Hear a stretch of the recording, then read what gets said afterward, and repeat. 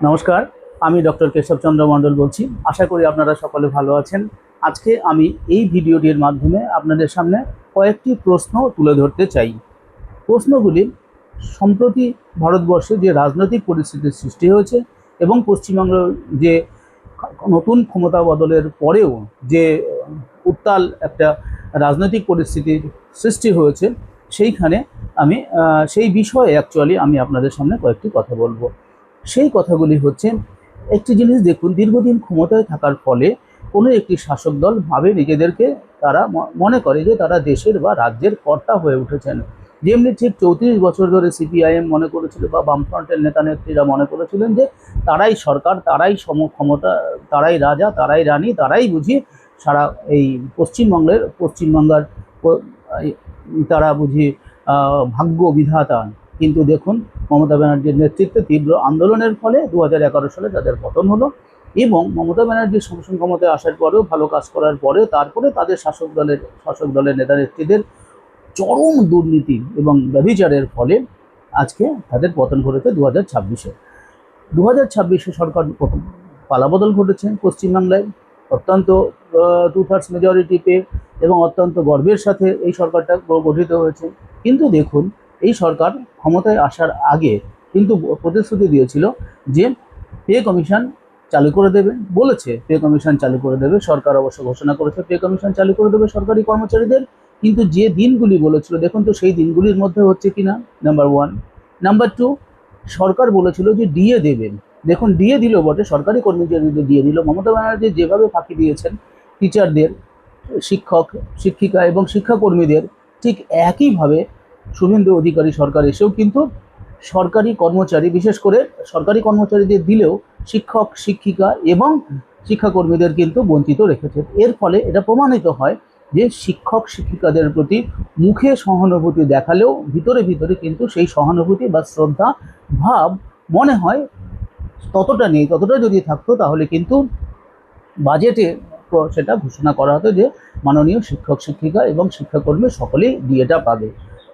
দ্বিতীয় নম্বর কোয়েশ্চেন আমি বলতে চাই যে আপনারা দেখুন তো, সরকার ক্ষমতায় আসার আগে প্রতিশ্রুতি দিয়েছিল যে সমস্ত মহিলাদের 3,000 টাকা করে লক্ষ্মীর ভাণ্ডারের পরিবর্তে অন্নপূর্ণা ভাণ্ডার এর প্রকল্পের সুবিধা দেওয়া হবে। আপনারা দেখলেন মহিলারা, যে সমস্ত মহিলারা বঞ্চিত হয়েছেন তাদের মধ্যে অনেকেই ভ্যালিড, সরকার গুরুত্বপূর্ণ, সরকার যুক্তিসঙ্গত কারণেই বঞ্চিত করেছেন।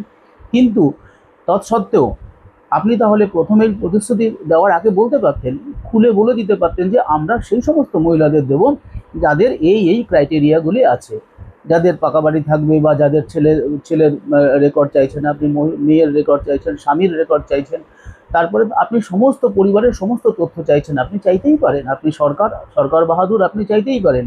কিন্তু এটা কি বাধ্যতামূলক দেওয়া? অনেকে অনেক মহিলা আছেন যারা তাদের স্বামীর কী ইনকাম সেটা প্রকাশ না করতে যাওয়ার জন্য, বা তাদের ইনকামটা এক্সপোজ যাতে না হয়ে যায়, বা তাদের ডিটেলস যদি যেন সরকারের কাছে না যায়, সেই ভয়ে বা সেই জন্যই কিন্তু তারা আন্দোলন, তারা অ্যাপ্লিকেশনই করেনি।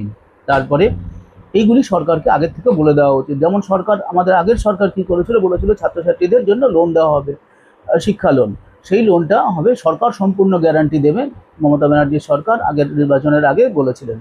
এবং ঠিক আছে, তারপরে যখন নির্বাচনের পরে জেতার পরে যখন ছাত্রছাত্রীরা লোন নিতে গেল, তখন দেখলো যে তাদেরকে মর্টগেজ রাখতে হচ্ছে বাড়ির দলিল তাদেরকে মর্টগেজ রাখতে, কারণ ছাত্রদের তো আয় নেই, যেহেতু ছাত্রদের নিজস্ব কোনো আয় নেই, সেই জন্য তাদের কী করতে হলো, তাদের মর্টগেজ রাখতে হচ্ছে তাদের পরিবারের সম্পত্তি। দেখুন তাহলে কীরকম ধরনের সরকারের এরকম প্রতারণা। তো সরকার এরকম অনেক সময় প্রতারণা করে থাকেন এবং এগুলি ঠিক না। তারপরে দেখুন তৃতীয় নম্বর প্রশ্ন, সেটা হচ্ছে ক্ষমতায় আসার পরে, জয়লাভের পরে বিজেপি দলের যিনি সভাপতি আছেন রাজ্যের, তিনি বলেছিলেন যে ভালো তৃণমূল, খারাপ তৃণমূল বলে কিছু হয় না, সব তৃণমূলের তৃণমূল।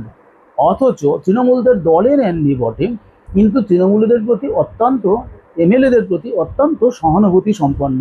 আপনি দেখুন তো, কত আগের যে সমস্ত কেসগুলি এখন উঠছে, সেই কেসগুলি ওঠার ফলে কি হচ্ছে, পুরনো কেস সেইগুলিকে নতুন করে তোলা হচ্ছে।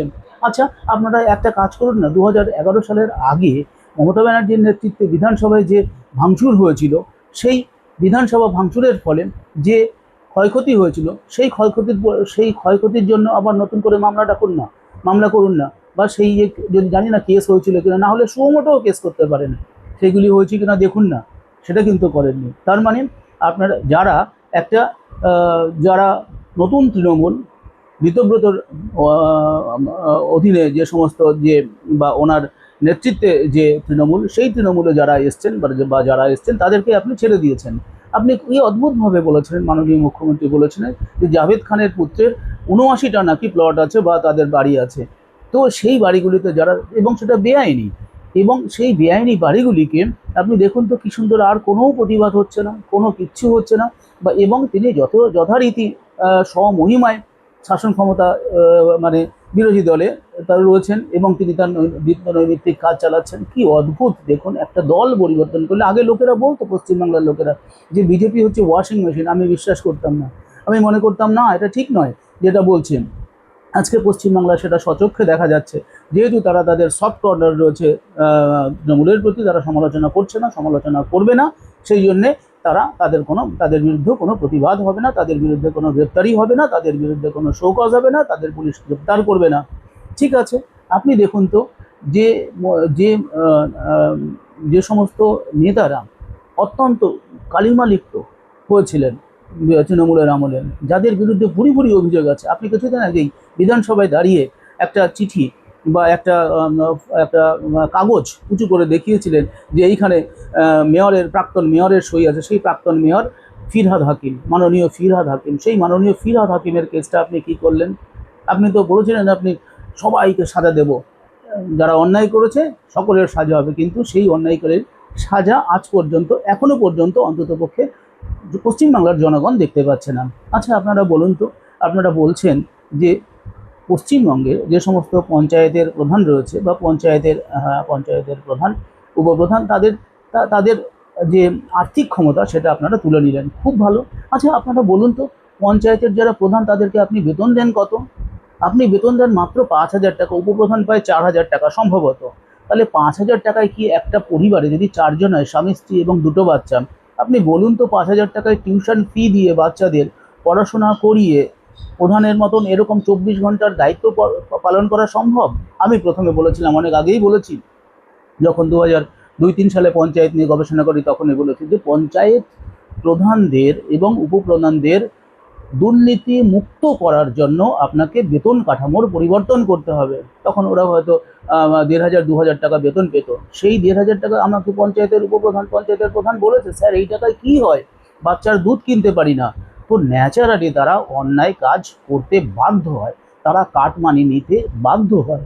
তাহলে আমি কখনোই পছন্দ করি না বা বিশ্বাস করি না, বা আমি সমর্থন করছি না যে তারা কাটমানি নেবে, তারা করাপশন করবে, তারা দুর্নীতিগ্রস্ত হবে। আমি কখনোই বিশ্বাস করি না, এবং আমি কখনো পছন্দও করি না, এবং কখনো এটাকে সমর্থনও করি না। তৎসত্ত্বেও বলছি, আপনি একটু মানবিক হয়ে শুধু ভাবুন যে তারা সংসারটা চালাবে কী করে, এইটা হতে পারে।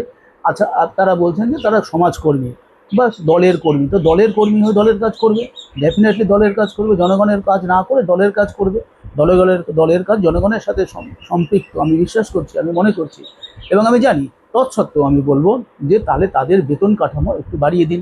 আদারওয়াইজ আপনি এক কাজ করুন, যেমন গ্রাম পঞ্চায়েতে আপনি কি করেছেন না, ব্লক অফিসে আপনি বিডিওকে নিয়োগ করছেন WBCS পরীক্ষার মাধ্যমে, এখানে PSCর মাধ্যমে আপনি পঞ্চায়েতে নিয়োগ করুন না কেন? আপনি পঞ্চায়েত প্রধান উপপ্রধানদের নিয়োগ করুন। আপনি দেখুন, একজন সেক্রেটারি, যার প্রধানের অধীনে কাজ করেন একজন সেক্রেটারি, পঞ্চায়েত সেক্রেটারি, তার বেতন ২৮,০০০, ৩০,০০০ টাকা বা 40,০০০ টাকা। সেইটা এই পে কমিশনে বেড়ে হয়ে যাবে ডাবলের বেশি, ২.৫ গুণ প্রায়। হোয়ারঅ্যাজ তার যে প্রধান, মানে সেই অফিসের যে প্রধান, তার বেতন হবে ৫,০০০ টাকা। কি অদ্ভুত সিস্টেম এই পলিটিক্যাল সিস্টেম! তার মানে সিস্টেমের পরিবর্তন করা দরকার। সেই জন্য আমি অত্যন্ত বিনীতভাবে মাননীয় মুখ্যমন্ত্রীর কাছে অনুরোধ করছি, এবং পঞ্চায়েত মন্ত্রীর কাছে অনুরোধ করছি, যে আপনারা দয়া করে বিষয়টি নিয়ে ভাববেন, যে তাদেরকে এরকমভাবে PSCর মাধ্যমে গ্র্যাজুয়েট ছেলেদের মিনিমাম গ্র্যাজুয়েশন কোয়ালিফিকেশন রাখুন, পঞ্চায়েতের প্রধানদের, উপপ্রধানদের, এবং ব্লক স্তরের যারা ব্লকের সভাপতি আছে এবং সহ সভাপতি আছে, সিমিলারলি জেলা পরিষদের আপনি জেলা পরিষদের সভাধিপতি এবং সহসভাধিপতি। দেখুন, সহসভাপতি বা সহসভাধিপতি যখন একটা এসডি অফিস আছে, এসডি অফিস তখন চেয়ার ছেড়ে দেন। আমি এটা নিজে চোখে দেখেছি। চেয়ার পুলিন দাসকে যখন পশ্চিম মেদিনীপুরের ছিলেন, পশ্চিম মেদিনীপুরের জেলা সভাধিপতি ছিলেন, সেই সময় জেলা পরিষদের সভাধিপতি ছিলেন, সেই সময় আমাদের ঘাটালের এসডিও উনি আসার ফলে ওনাকে দেখে উঠে দাঁড়াতে এবং সরে দাঁড়াতেন, সরে অন্য চেয়ারে বসতেন। অদ্ভুত ব্যাপার দেখুন। তাহলে সভাধিপতি যখন আসতেন, সভাধিপতির বেতন কত? তাহলে সভাধিপতির বেতনটা যদি আপনি এসডিওর উপরে না রাখেন, তাহলে আপনি কি করে ওই চেয়ারে বসতে দেন ওনাকে? বসা উচিত, বসা না উচিত সেটা আমি বলছি না, কিন্তু পদে বড়। তাহলে পদে যদি রাষ্ট্রীয় মন্ত্রীর সমান হন জেলা পরিষদের সভাধিপতি, তারা যদি লালবাতি নিয়ে ঘোরেন, আমি তো দেখছি কর্মাধ্যক্ষদেরও লালবাতি নিয়ে ঘুরতে। আমি দক্ষিণ চব্বিশ পরগনা জেলা পরিষদের ওখানে অফিসে গিয়ে দেখছি, ওখানটা বিভিন্ন রকমের গাড়ি লেখা রয়েছে কর্মাধ্যক্ষ, এবং তাদের বড় বড় গাড়ি।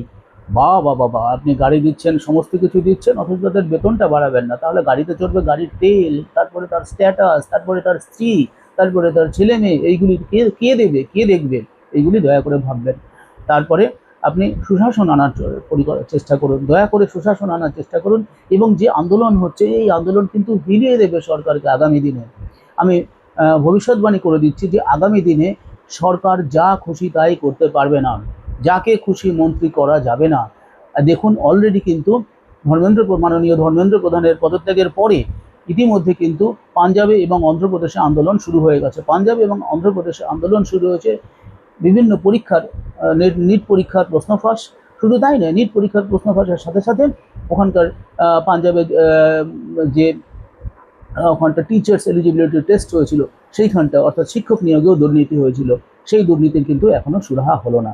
আমি মাননীয় পশ্চিমবঙ্গ সরকারকে জিজ্ঞেস করতে চাই, অভয়ার যে হত্যাকারী না, সেই হত্যাকারীর এখনও কিন্তু বিচার পশ্চিমবাংলার লোকেরা দেখলো না। এবং ওই ওরা অভয়াকে দ্রুত পোড়ানো এবং দ্রুত শ্মশানঘাটে নিয়ে গিয়ে শেষকৃত্য সম্পাদন করার জন্য যারা বা যে নেতারা আপনার পানিহাটির যারা তৎকালীন যারা এমএলএ এবং ওখানকার যে পৌরপ্রধান ছিলেন, তাদের বিরুদ্ধে আমাদের অভয়ার মা বর্তমানে এমএলএ হয়েছেন। তিনি অত্যন্ত আশা করে এমএলএ হয়েছেন। তিনি যখন ওই ওখানকার প্রাক্তন এমএলএ, তিনি যখন বিধানসভায় আসলেন এবং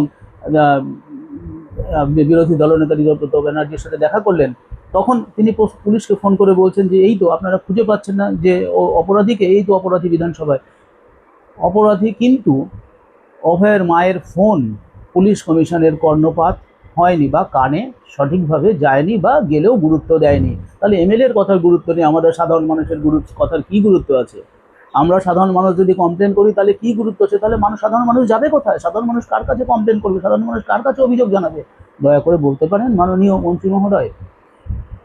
তারপরে দেখুন, আপনার যারা পশ্চিমবাংলার শিক্ষা ব্যবস্থা নিয়ে যে দুর্নীতি হলো, চরম দুর্নীতি। আপনারা বললেন যে ঠিক আছে ভাইস চ্যান্সেলরদের সাজা হবে, একটা ভাইস চ্যান্সেলরের বিরুদ্ধে অভিযোগ করা হয়েছে, একটা ভাইস চ্যান্সেলরকে অভিযুক্ত করা হয়েছে, তৎকালীন করা হয়নি। তাহলে এইবার দেখুন, যারা অন্যায় বা দুর্নীতি করছে তাদের যদি সাজা না হয়, তাহলে পশ্চিমবাংলা বা ভারতবর্ষের জনগণ যাবে কোথায়? বিচার বিভাগের প্রতি সমস্ত আস্থা, সম্পূর্ণ আস্থা রেখে আমি অনুরোধ করতে চাই যে বিচার বিভাগকে আরও দ্রুত ব্যবস্থা নিতে হবে। মাননীয় মুখ্যমন্ত্রীকে বলবো, মুখ্যমন্ত্রী মহোদয়কে বলবো যে পুলিশ প্রশাসনকে আরও সক্রিয়, যারা দুর্নীতি করেছে রং না দেখে, আপনি বলেছিলেন যে আপনি রং দেখবেন না, যে কেউ হতে পারে, যে অপরাধ করবে তাকেই আপনি সাজা দেবেন। তাহলে যারা অপরাধ করেছিল, আপনি এমন ছোট ছোট কেস, যারা গ্রাম পঞ্চায়েতের প্রধান তাদেরকে পুরনো কেস ওপেন করে তাদেরকে সাজা দেওয়ার ব্যবস্থা করছেন। তেমনিভাবে যারা টেট দুর্নীতিতে যুক্ত ছিল সকলকে ধরুন, রাইটার্স বলছি, আপনি বিকাশ ভবনের যে সমস্ত আরও কর্মচারীরা রয়েছে, যেমন যে সমস্ত আধিকারিকরা এখনও কাজ করছেন, আপনারা জানেন কারা এসব অন্যায় করেছে, তাদেরকে গ্রেপ্তার করুন, তাদেরকে পুলিশে দিন। তাহলে মানুষ তো বিশ্বাসযোগ্যতা বাড়বে আপনারা কিন্তু সেই বিশ্বাসযোগ্যতা থেকে একটু দূরেই থেকে যাচ্ছেন বলে আমার মনে হয়। সেই জন্যে আমি অনুরোধ করব যে এই সমস্ত বিষয়গুলি আপনারা দেখুন। আপনারা বলেছিলেন যে নিয়োগ করবেন, নিয়োগের প্রক্রিয়া চলছে, এখনও অ্যাডভার্টাইজমেন্ট হলো না।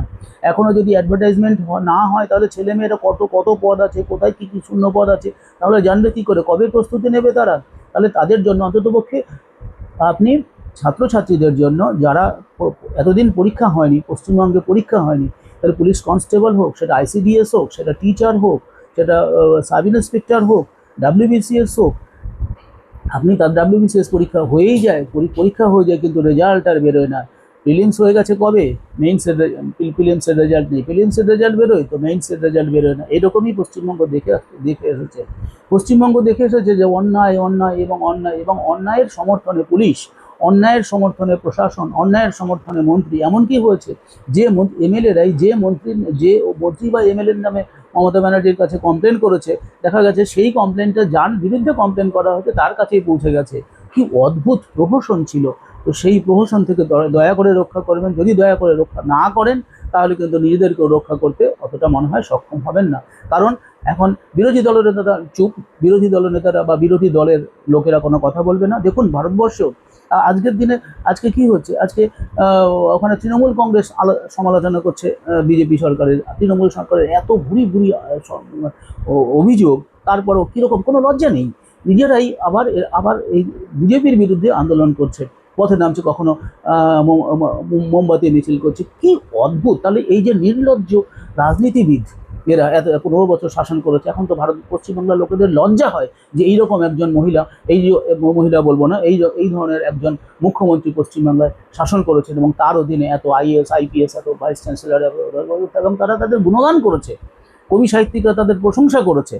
তাহলে এই হয়েছে। এবং সিমিলারলি এখনও কিন্তু আপনারা যারা যে সমস্ত লোকেরা প্রশংসা করছেন, আপনারা প্রশংসায় গদগদ হচ্ছেন বটে, যে সমস্ত মিডিয়া বা শিক্ষিত অধ্যাপক বা আপনার লোকেরা যারা সমালোচনা না করে যারা আপনার প্রশংসা করছেন, বা খুব ভালো হচ্ছে, খুব ভালো কাজ হচ্ছে, তাদেরকে আপনি আপাতত মনে করতে পারেন যে হ্যাঁ ভালো, এবং আলটিমেটলি তারা আপনাদের ক্ষতি করছে এই কারণে যে আপনাদের খারাপটা বা মন্দ দিকটা তুলে ধরছে না। কারণ এমএলএ এমপিদের আপনার সামনে, মুখ্যমন্ত্রীর সামনে ক্ষমতা নেই তাদের প্রশ্ন করার বা এই সব প্রশ্ন তুলে ধরেন।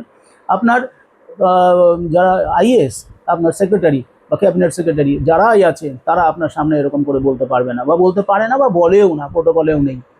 তাহলে তাকে বুঝতে হবে। কি করে বুঝবে? আমি সব সময় বলি যে রাজনৈতিক অভিজ্ঞ পণ্ডিত মানুষদের আপনি নিয়োগ করুন, নিয়োগ করে আপনাদের প্রত্যেকটা এমএলএ এবং মন্ত্রীর সাথে রাখুন, যারা আপনাদের সঠিক পরামর্শ দেবেন, যারা সঠিক গবেষক, যারা পরিশ্রম করে গবেষণা করেছে, যারা বই লিখেছেন, যারা সত্যিকারের সৎ, যারা এথিক্যাল, যারা মোরাল, তাদেরকে রাখুন। যদি আগামী দিনে শাসন ক্ষমতা টিকিয়ে রাখতে হয়, যদি শাসন ক্ষমতা টিকিয়ে না রাখতে হয়, ভাবলেন 5 বছর আসবেন যাবেন, এবং 5 বছরের আগে সরকার পড়ে যেতে পারে। জনগণ যেভাবে খেপে উঠছেন, জনগণের যে প্রতিশ্রুতি দিয়েছেন সেই প্রতিশ্রুতি ইমিডিয়েটলি পালন করার চেষ্টা করেন, দীর্ঘায়িত করবেন না। আপনি ভাবলেন ক্ষমতায় এসছে 10 বছর তো কিছু হবে না। মমতা ব্যানার্জিও সেম ভেবেছিল যে তিনি শাসন ক্ষমতা চালিয়ে যাবেন বামপন্থীদের মতন 30 বছর চালাবেন বা 20-25 বছর চালাবেন, তারপরে ভাইপোর হাতে সমর্পণ করবেন। কিন্তু জনগণ সেটা করতে দেয়নি। মনে রাখবেন, গণতন্ত্রে জনগণই শেষ কথা বলে। তাহলে যে কটি প্রশ্ন করলাম, যে কটি কথা বললাম, সেই কথাগুলো দয়া করে মনে রাখবেন। দয়া করে মনে রেখে যদি কাজে রূপায়িত করেন, সেটা তাহলে পশ্চিমবাংলাবাসী উপকৃত হবে, এবং শাসন ক্ষমতা স্থির থাকবে, এবং শাসন ক্ষমতা বা শাসন কার্য সঠিকভাবে পরিচালনা করতে আপনাদের সুবিধা হবে। সরকারের শুভানুধ্যায়ী হিসাবে, জনগণের উন্নতিকামী একজন দেশপ্রেমী হিসাবে আমি এই কথাগুলি বললাম। আশা করি আপনারা শুনবেন এবং সেগুলিকে যথাযথভাবে মর্যাদা দিয়ে পালন করার চেষ্টা করবেন। Thank you very much. নমস্কার।